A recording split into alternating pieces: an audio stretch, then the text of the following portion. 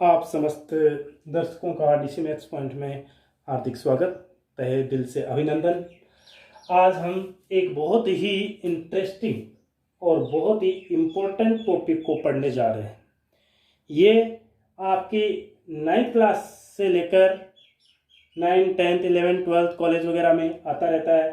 क्योंकि पहले बहुत सालों पहले जो राजस्थान गवर्नमेंट की किताबें चलती थी उनमें लॉगरिथम आता था। आजकल जो एनसीईआरटी सिलेबस है उसमें लघुगणक को लगभग खत्म ही कर दिया है, कोई स्पेशल टॉपिक इससे संबंधित नहीं है।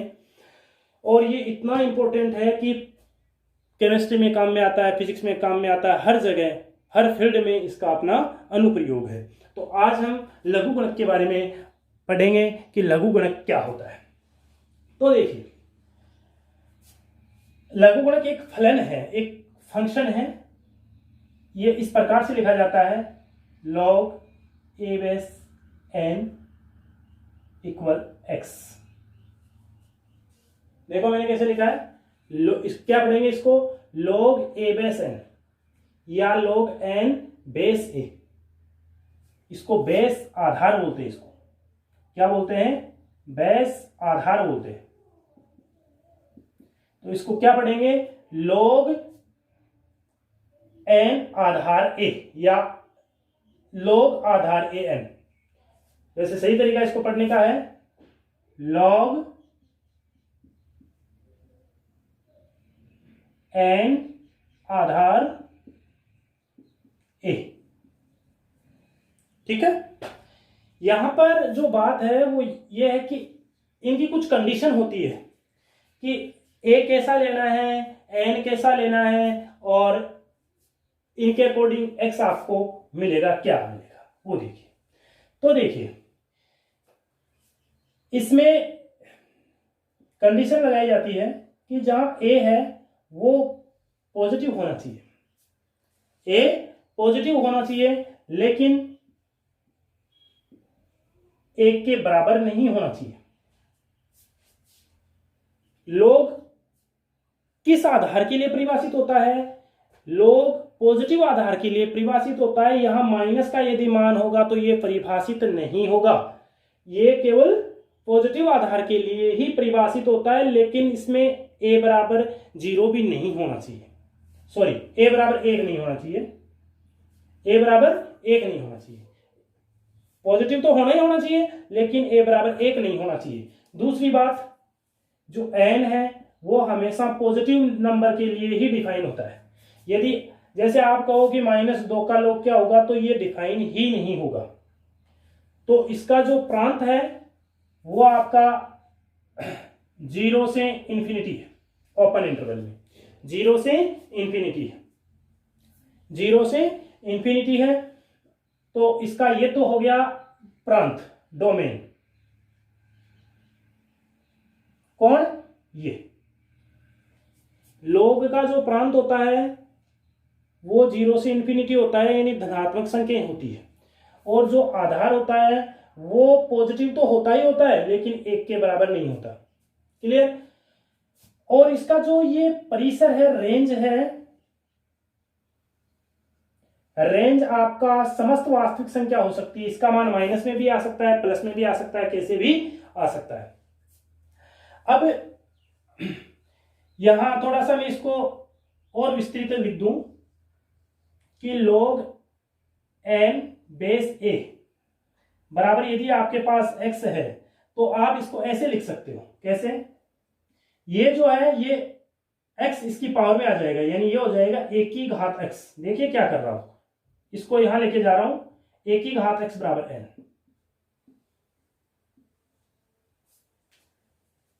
1 की घात x बराबर n।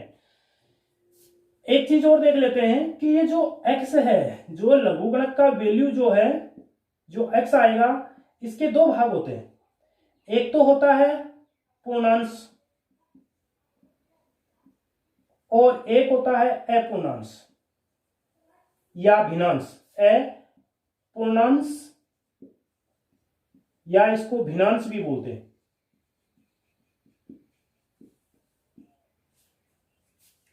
अंग्रेजी में इसको बोलते हैं integral part. Integral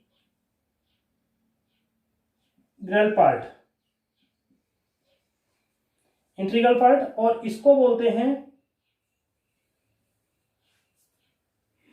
fraction.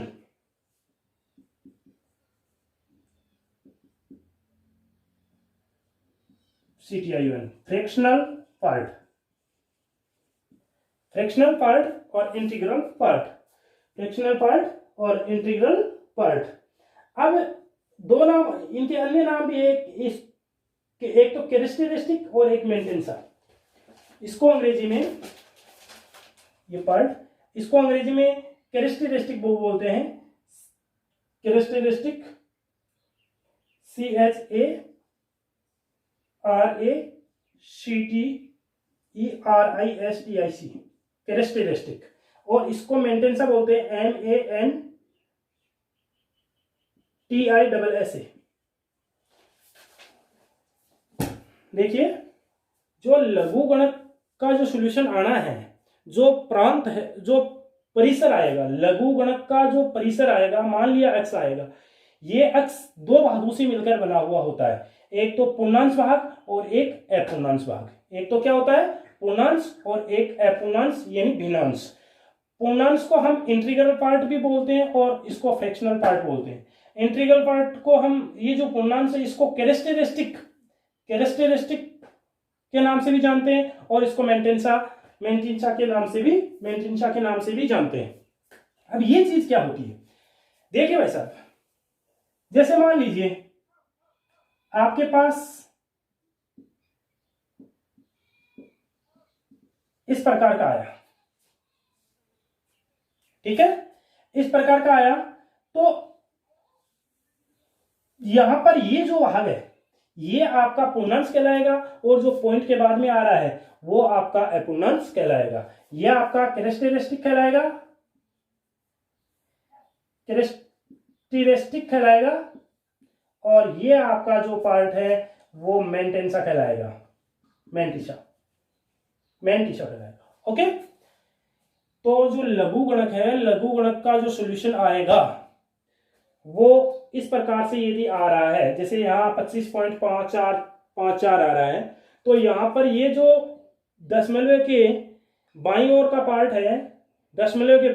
Part है, इसको कैरेक्टरिस्टिक या पूर्णांश कहते हैं, और जो दाईं ओर का पार्ट है उसको मेंटिसा या भिन्नांश या अपूर्णांश के नाम से जानते हैं। अब इसके बारे में थोड़ी सी ये बात है कि मान लीजिए आपके पास यहां पर आपको जैसे लघुगणक ज्ञात करना है, किसी भी बेस पे हो सकता है,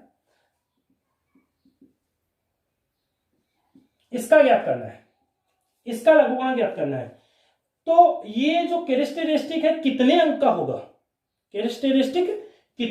होगा, तो इसकी जानकारी लेते हैं। देखिए भाई साहब, यहां पर जो आपका ये कैरेक्टरिस्टिक है, कितने अंक है, यहां 4 अंक है। कितने अंक है, 4, 1 2 3 4, तो 4 में से 1 कम, यानी 3 अंक का होगा। कितने अंक का होगा, 3 अंक का। कैरेक्टरिस्टिक कितने अंक का होगा, 3 अंक का। यानी जो आपके यहां इस n में, यदि यहां पर डिजिटों की संख्या n है, इसमें डिजिट्स की संख्या, तो यहां जो कैरेक्टरिस्टिक में डिजिट्स होंगे वो n-1 होंगे। कितने होंगे, n-1। दूसरी बात, यदि आपके पास ये जो है n का वैल्यू कुछ इस प्रकार का है, यहां पर 45 की जगह 0.00, यानी जब आपका n जो है वो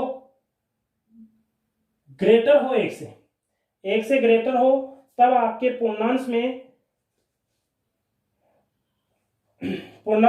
यानी जो पूर्णांश आएगा, कैरेक्टरिस्टिक आएगा, उसमें n-1 वैल्यू डिजिट में होंगे, यानी n-1 डिजिट होंगे। जैसे यहां पर मैंने बताया 3 डिजिट होंगे। अब यदि आपका n का वैल्यू छोटा है 1 से, यानी इस स्थिति में है, तो आपके जो यहां पर अंक होंगे वो आपके कितने जीरो इसमें ये देखिए, 1 2 3, 3 जीरो है तो आपके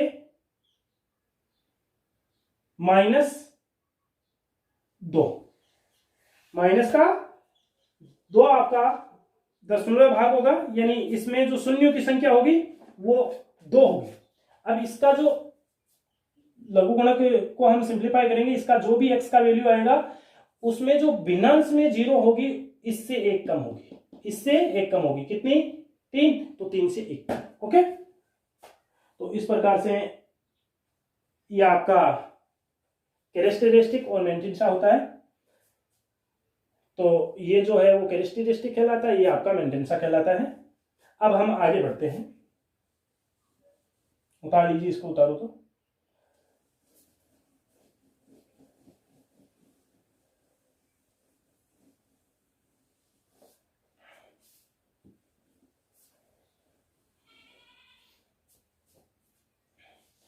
अब ये क्लियर बात समझ में आ जानी चाहिए कि ये लघुगणक फलन है, ये लघुगणक आपका लोगरिथम है, इसको इस प्रकार से लिखा जाता है, जहां पर ये बेस कहलाता है, और इसको यदि सिंप्लीफाई करना हो तो इसको ऐसे लिखते हैं। अब इस पर बेसिक समस्या लेता हूं, उसका समाधान करते हैं और फिर आगे बढ़ते हैं।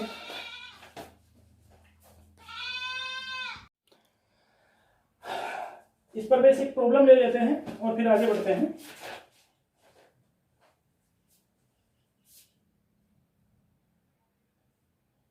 कोई भी हो सकता है, जैसे आपको दे दिया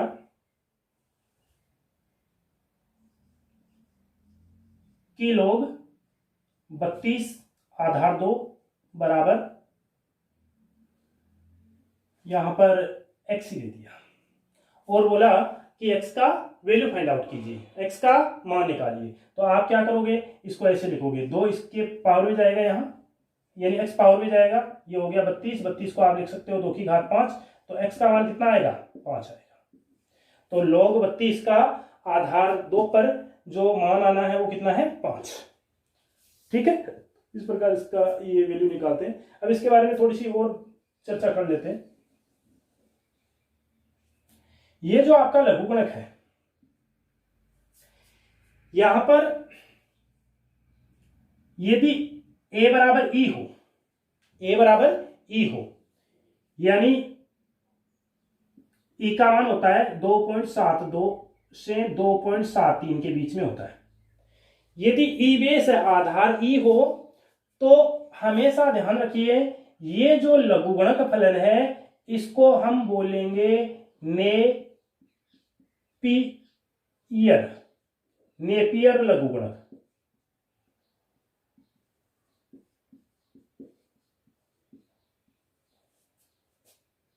नेपियर लघुगणक या प्राकृतिक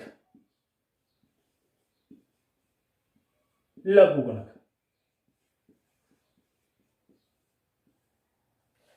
क्या बताया मैंने ये बोला कि यदि ए बेस की जगह ई आ जाए, ई बेस हो जाए, यानी ई का जहां मान ये होता है, तो इस लघुगणक को हम नेपियर लघुगणक या प्राकृतिक लघुगणक के नाम से जानते हैं। और यदि आपका a बराबर 10 हो जाए, a बराबर 10 हो जाए, तो इसको हम साधारण लघुगणक के नाम से जानते हैं।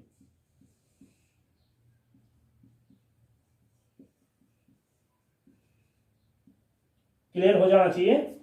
यह आपका कोई भी लघुगणक है जो कि आपका जनरल फॉर्म में है। यहां पर आपको मैंने बताया कि a का मान ऑलवेज पॉजिटिव होना चाहिए but not equal 1 and n is always greater 0।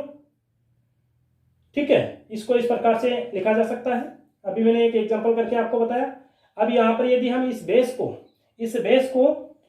ई कर दें तो ये आपका नेपियर लघुगणक या प्राकृतिक लघुगणक कहलाता है, और यदि इस बेस को 10 के बराबर कर दें तो ये साधारण लघुगणक कहलाता है। आगे बढ़ते हैं।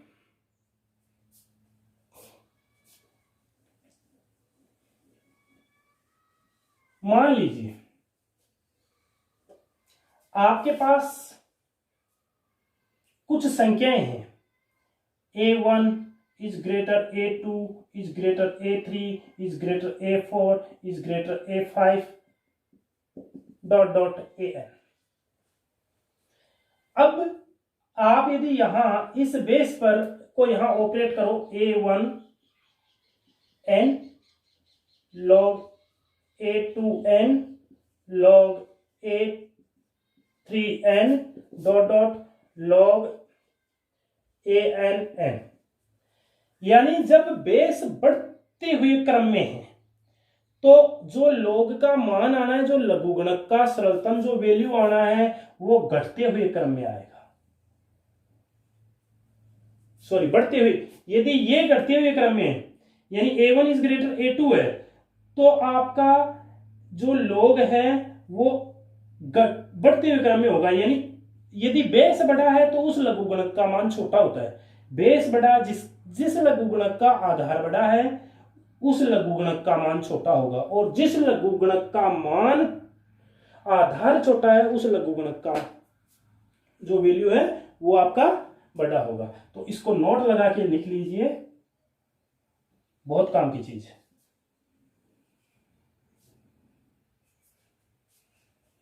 आगे बढ़ते हैं, कुछ प्रॉब्लम है, कुछ फॉर्मूले हैं, उनको काम में लेते हुए हम आगे बढ़ेंगे। वो आपको फॉर्मूले याद होने चाहिए। यदि आपको फॉर्मूले याद होंगे तो किसी प्रकार की कोई दिक्कत नहीं होनी है। बहुत सारी समस्याएं यहाँ इस पर करेंगे हम। तो सबसे पहले log a बेस b जो है इसको ऐसा लिखा जा सकता है, log c base by log c base a। समझ में आ रहा है? यानी मैंने एक बेस चेंज कर दिया, बेस यहां c कर दिया तो ये तो ऊपर रहेगा, ये नीचे रहेगा। क्लियर सी बात है। पहला फॉर्मूला।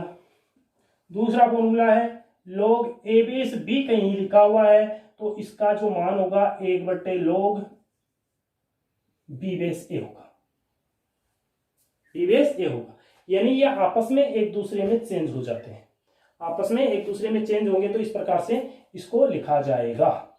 ठीक है, आगे चलते हैं। यदि कहीं पर आपको log a की पावर अल्फा या चलो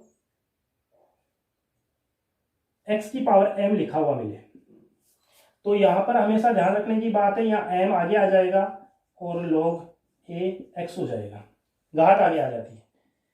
यदि आपको कहीं पर ऐसा मिले a की पावर अल्फा x मिले तो यह आपका जो आधार की पावर है वो बटे में आती है हमेशा,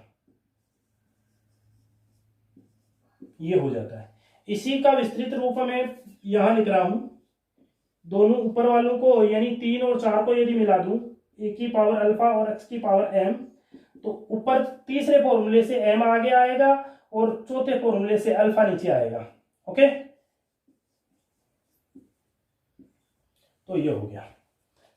नेक्स्ट जो फॉर्मूला है वो है यदि log a बेस पे m n के रूप में तो इनको ऐसे लिखा जा सकता है, log a base m plus log a base n।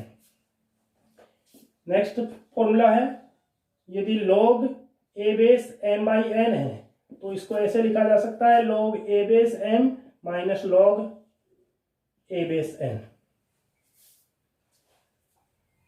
ठीक है, और देख लेते हैं यदि कोई फॉर्मूले और है तो। एक फॉर्मूला और है, यदि कहीं आपका ये है log a base 1 by n है तो इसको minus log a by n, a base पे n लिखा जा सकता है। ठीक है, 9 नंबर का एक फॉर्मूला और लिख लीजिए, यदि a की power log of cb equal होता है b की power log of ca।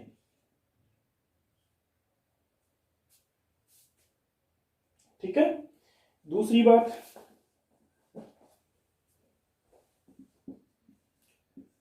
log of a base a, यानी दोनों समान हो तो इसका वैल्यू 1 होता है। ठीक है, तो ये आपके सामने 10 फॉर्मूले हैं, इनको आप ध्यान रखोगे, जब आगे हम समस्याओं को सरल करेंगे तो ये काम में आएंगे। अब चलो आपको बताते हैं, लोग जीरो का मान, मैंने ये बोला है ना एम का वैल्यू पॉजिटिव होना चाहिए, जीरो से बड़ा होना चाहिए, तो जीरो पे निकाल के देखते हैं क्या आता है। मान लो एक्स होता है, मान लो एक्स होता है, तो यहां से जो फॉर्मूला मैंने आपको बताया था कि log a base n equal x है, तो इसको हम ऐसा लिख सकते हैं एक की घात x बराबर n। तो यहां से क्या होगा भाई, एक की पावर x बराबर जीरो हो गया। अब मेरे को ये बताइए आप कौन सी संख्या की पावर है जीरो होती है? होती नहीं जीरो, अनंत पावर, अनंत हो गया। अरे एक की घात कितना करोगे, माइनस का अनंत करोगे। कोई भी एक संख्या एक में जब आप अनंत का भाग लगाओगे तब जाके आपके पास जीरो आएगा। तो यहां तो आप क्या करोगे, इसकी पावर अनंत करोगे, है ना, यानी विद्यमान ही नहीं है इसका, अनिश्चित है। क्या है, अनिश्चित है। तो हमेशा ध्यान रखना है, जीरो पर जो है, जीरो पर लघुगणक कभी भी परिभाषित नहीं होता, जीरो का लघुगणक कभी परिभाषित नहीं होता। चलो आगे बढ़ते हैं, ये फॉर्मूले आप ध्यान रखना, इन फॉर्मूलों के बेस से ही हम आगे बढ़ेंगे।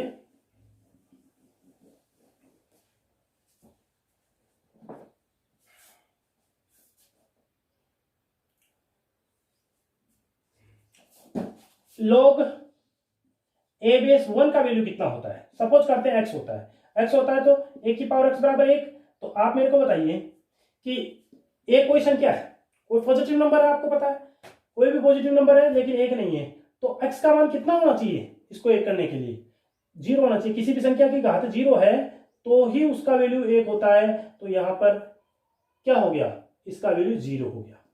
तो log एक का मान हमेशा जीरो होता है।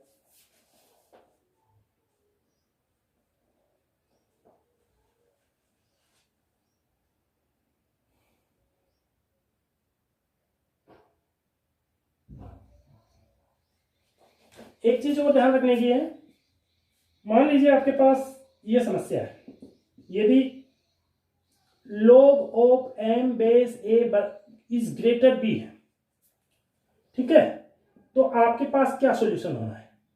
आपके पास b की घात m,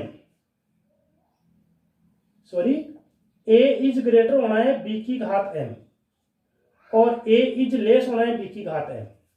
ये कब कब होना है? ये तो तब होगा जब m का मान 1 से बड़ा है। m का मान 1 से बड़ा है तो ये चीज होगी, और यदि छोटा है तो ये चीज होगी। चलो यहां कंडीशन पूरी लगा दूं, ये चीज, ठीक है। क्या चीज आई कि यदि असमीका के रूप में आपको समस्या दे रखी है, तब आप यहां जो इसको ऐसे लिखते हो, जनरली आप इसको ऐसा लिखते हो, सॉरी m की पावर होगी, इसको जनरली सॉरी ऐसा लिखेंगे m की पावर b, ये पावर में जाता है m की पावर b। जनरली हम ऐसा लिखते हैं m की पावर b बराबर a जब बराबर होता है, लेकिन जब ये असमीका का चिन्ह होता है तो क्या करेंगे हम? उस समय ध्यान रखेंगे यदि m का मान 1 से बड़ा है तो ये चिन्ह लगा देंगे, और यदि m का मान 1 से छोटा है और जीरो और 1 के बीच में, m वैसे ही आपको पता है जीरो से तो बड़ा ही होना है, तो इसके बीच में है, तो आप असमीका का चिन्ह बदल दोगे। आगे बढ़ते हैं, पहला प्रश्न है, लिखिए y बराबर a बेस पे x है के परिभाषित होने के लिए a निश्चित रूप से होना चाहिए, a निश्चित रूप से होना चाहिए। पहला ऑप्शन है कोई धनात्मक नंबर, कोई पॉजिटिव नंबर होना चाहिए। बी ऑप्शन है कोई पॉजिटिव रियल नंबर होनी चाहिए, यानी r प्लस। दूसरा है कोई संख्या होनी चाहिए, कोई नंबर, एनी नंबर।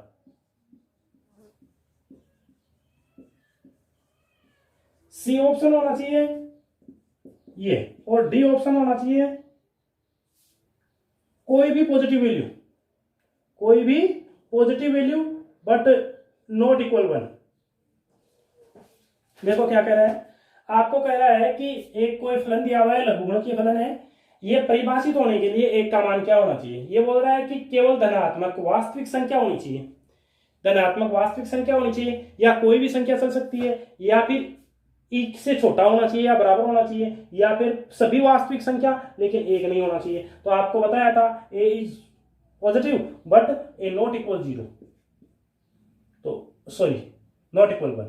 तो डी ऑप्शन आपका सेटिस्फाई होता है। आगे बढ़ते हैं।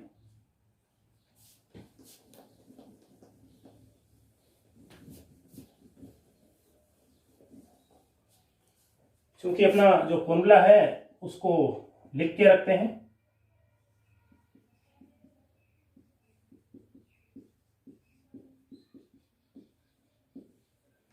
चलो नेक्स्ट क्वेश्चन पे चलते हैं। नेक्स्ट क्वेश्चन है 2 नंबर का क्वेश्चन आपके सामने है। 32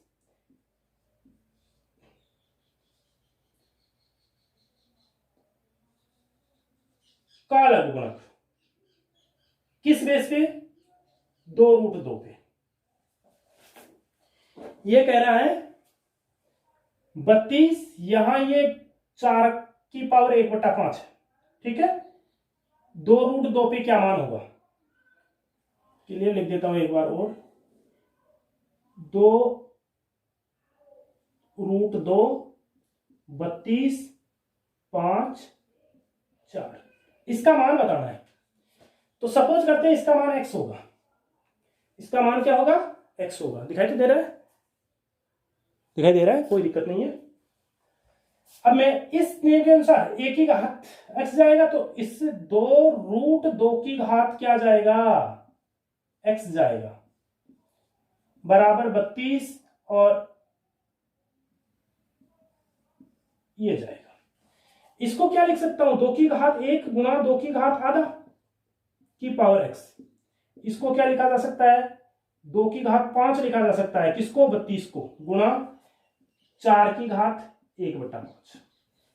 और सिंप्लीफाई कर लेते हैं। यहां 2 की घात 1 प्लस आधा, घातें जुड़ जाती है, आपको पता है 3/2 हो गई, तो 3/2 घात की घात है तो 3/2 x हो गई, बराबर क्या हो गया, 2 की घात 5 और इंटू 2 की घात 2/5 हो गया। 4 को 2 की घात 2 लिखा जा सकता है, तो ये हो गया। तो 2 की घात 3/2x बराबर आपका हो गया 2 की घात कितना हो गया भाई, 5 प्लस 2/5, यानी 2 की घात 25 27/5। अब चूंकि जब आधार समान है तो घातें समान होनी चाहिए भाई, 2 आधार है, यहाँ भी 2 आधार है, तो 3/2x बराबर होना चाहिए 27/5। इससे कट गया ये 9 टाइम, तो x बराबर कितना आ गया, 9 दूनी 18/5।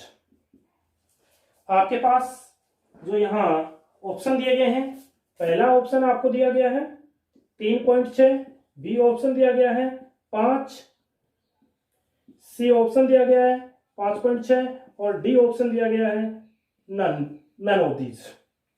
तो कौन सा हुआ भाई, 18/5 को सिंप्लीफाई कर लेते हैं, तो 3 बार गया, कितना बच गया, 3 6 5 30, 3.6 आपका उत्तर हो गया।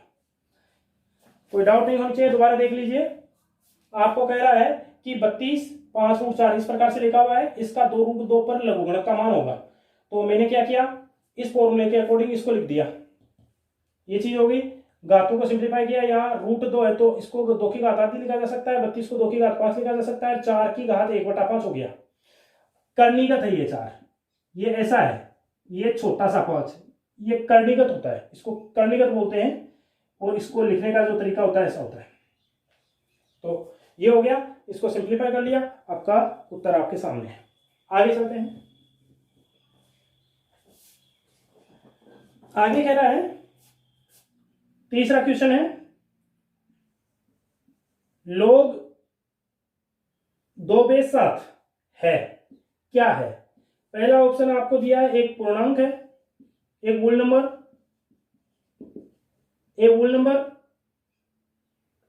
नंबर 2 है एक परिमेय संख्या, a rational number, C option है इरेशनल नंबर है परिमेय संख्या, और डी है नन। None of these. क्या कह रहा है कि log 7 आधार 2 का मान क्या होगा, एक पूर्णांक होगा या फिर एक कोई परिमेय संख्या होगी या अपरिमेय संख्या होगी या फिर इनमें से कोई नहीं। तो चलो सिंप्लीफाई करते हैं। सपोज कर लेते हैं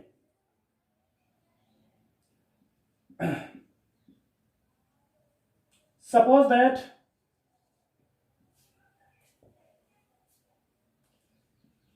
log 7/2 is a rational number यानी एक परिमेय संख्या है, तो इसको p बटा q के रूप में लिखा जा सकता है, कोई दिक्कत नहीं है भाई। हम इसको क्या करते हैं, परिमेय संख्या मान लेते हैं। अब परिमेय मान लेंगे तो यहां से क्लियर हो जाएगी कि परिमेय होगा क्या परिमेय होगा।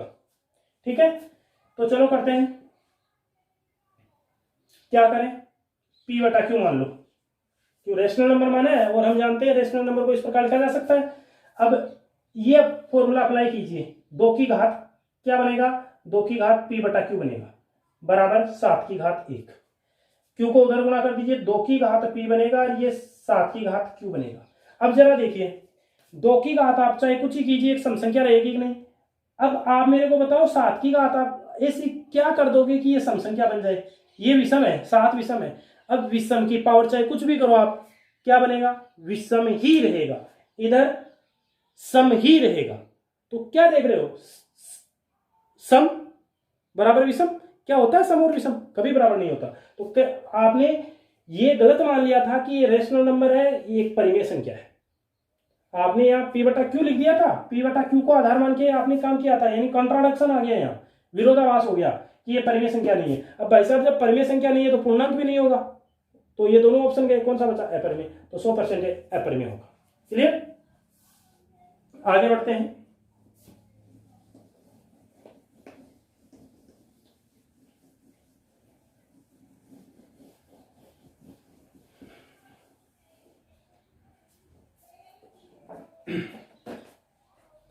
चौथा क्वेश्चन है, यदि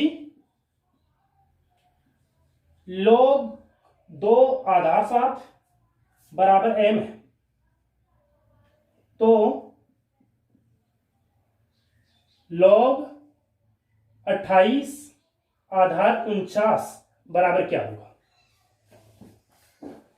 देखिए भाई साहब, मैं इसको क्या ऐसा लिख सकता हूं, क्या log, चलो पहले आपको ऑप्शन दे देता हूं। पहला ऑप्शन इसने दिया है 2 गुणा 1 प्लस 2m, बी ऑप्शन जनाब ने दिया है 1 प्लस 2m बटा 2, और जो सी ऑप्शन साहब आपको जो मिला है 2 बटे 1 प्लस 2m, और डी ऑप्शन जो आपको मिला है 1 प्लस m। इसमें से कौन सा होगा, इनमें से कौन सा होगा, तो सोचिए कौन सा होगा, क्या हो सकता है, करने की कोशिश कीजिए,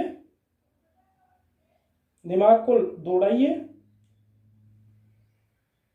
दिमाग को दौड़ाओगे तो गारंटी की बात है ये घिसेगा नहीं, ये शार्प होगा और ज्यादा ब्रिलियंट हो जाओगे। चलो भाई, आपने दौड़ा लिया होगा, कर लिया होगा, चलो मैं बता देता हूं क्या है आपके पास, log 28 आधार 49, इसको इस रूप में लेके आना है। तो मैं क्या इसको ऐसा लिख सकता हूं, log 4 गुणा 7 की घात 2। देखो क्या बना, ये घात भाई आ रहा है, दिखाई तो दे रहा है क्लियर।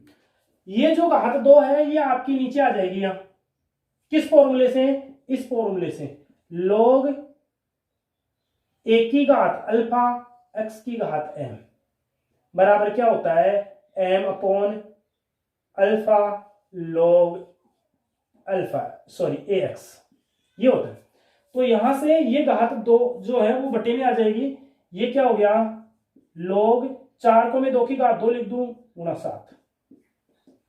अब देखिए 1 बटा 2 है, इसको मैं तोड़ देता हूं, इसको तोड़ दिया, 2 की घात 2 प्लस, भाई 2 संख्या गुणा में आपको फॉर्मूला पता है कि log mn जो होता है वो क्या होता है, ये होता है log m plus log n होता है। ठीक है, तो क्या होगा भाई, log 7 किस बेस पे होगा, ये 7 बेस पे, 7।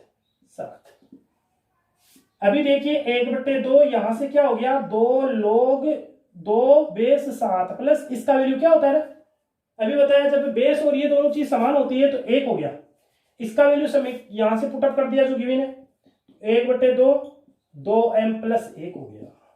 कौन सा ऑप्शन मिला आपको, बी ऑप्शन मिल गया। कौन सा ऑप्शन मिला, बी ऑप्शन मिल गया। इस प्रकार से हम प्रश्नों को सरल कर सकते हैं। नेक्स्ट प्रॉब्लम और करते हैं।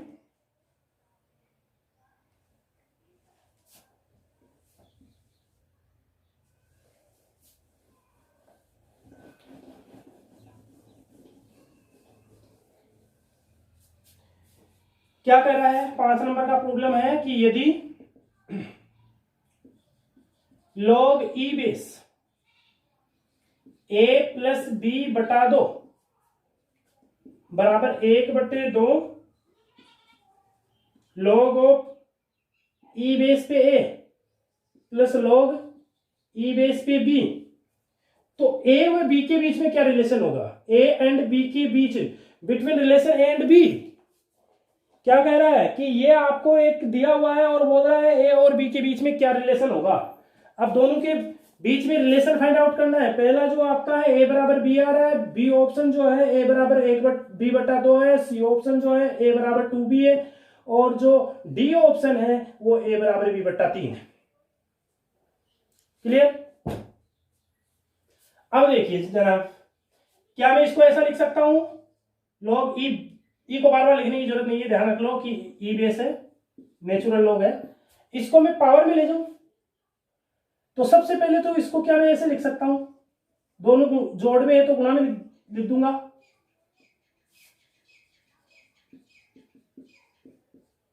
क्या ऐसा लिखा जा सकता है, पावर 1/2 ऊपर चली जाएगी, आधी पावर हो जाएगी, इसको ऐसा लिख दिया। लॉग से लॉग कैंसिल आउट हो गया, यानी एंटी लॉग ले लिया। क्या हो गया, a प्लस बी बराबर √2ab, 2 से इधर गुणा कर दिया, 2 से इधर उधर गुणा कर दिया तो ये चीज आ गई। इसको क्या मैं ऐसा लिख सकता हूं, √1 का स्क्वायर प्लस √b का स्क्वायर माइनस 2 गुणा √a इंटू √b बराबर 0। तो यहां से क्या हो गया, √a माइनस √b का होल स्क्वायर का फॉर्मूला बन गया बराबर 0। तो √a बराबर क्या हो गया, √b, यानी आपको क्या मिल गया, a बराबर b। तो आपका पहला ऑप्शन यहां सेटिस्फाई हो रहा है। क्लियर।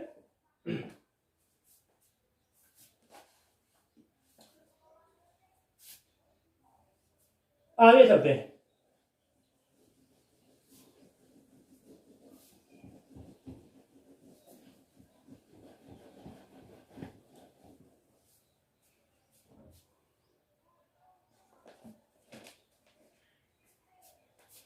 देखिए साहब, नेक्स्ट प्रॉब्लम 6 नंबर का प्रॉब्लम है, किसी दी हुई अल्फा के लिए निम्न में सही आरोही क्रम है। किसी दी गई संख्या के लिए, संख्या अल्फा के लिए सही आरोही क्रम है। कौन सा आरोही क्रम सही है, तो साहब मैं एक काम करता हूं, यहां लिख लेता हूं पहले किस किस को, 4 ऑप्शन कौन लिखेगा, समझ में आना चाहिए प्रॉब्लम।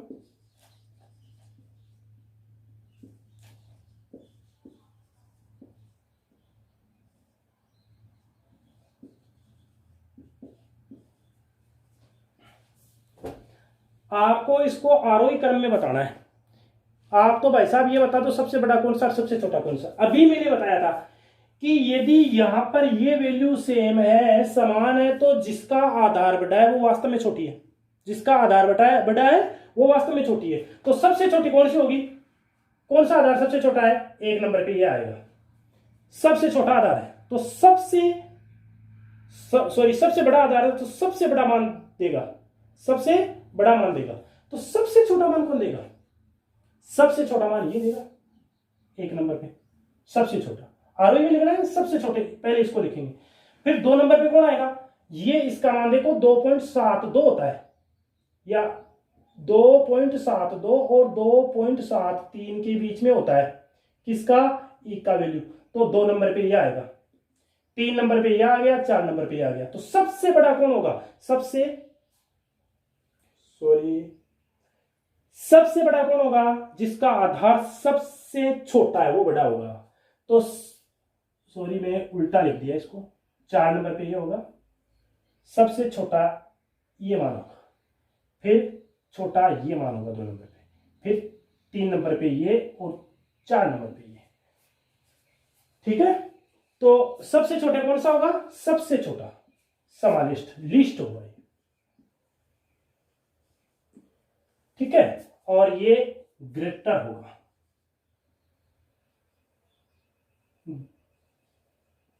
ग्रेटेस्ट, महत्तम होगा ये, और ये मिनिमम होगा। क्लियर, तो सबसे पहले इसको लिख दीजिए, फिर इसको लिख दीजिए, फिर इसको, फिर इसको, ये आपका इसका क्रम हो जाएगा। एक क्वेश्चन और देख लेते हैं, 7 नंबर का क्वेश्चन है। यदि log 4/2 plus log 4/4 plus log 4/x plus log 4/16 बराबर 6 है, तब x का मान क्या होगा। पहला ऑप्शन आपको दिया है 64, दूसरा ऑप्शन दिया है 4, तीसरा ऑप्शन दिया है 8 और चौथा डी ऑप्शन दिया है 32। देख लीजिए, log 2 आधार 4, log 4 आधार 4, log x आधार 4, log 16 आधार 4 बराबर 6 है।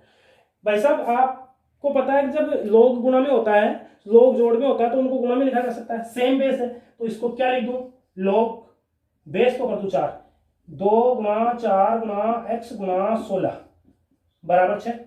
अब आपको इस चीज का पता है कि इसको ऐसा लिखा जा सकता है, 4 की घात 6 बराबर 2 गुणा 4 गुणा x गुणा 16।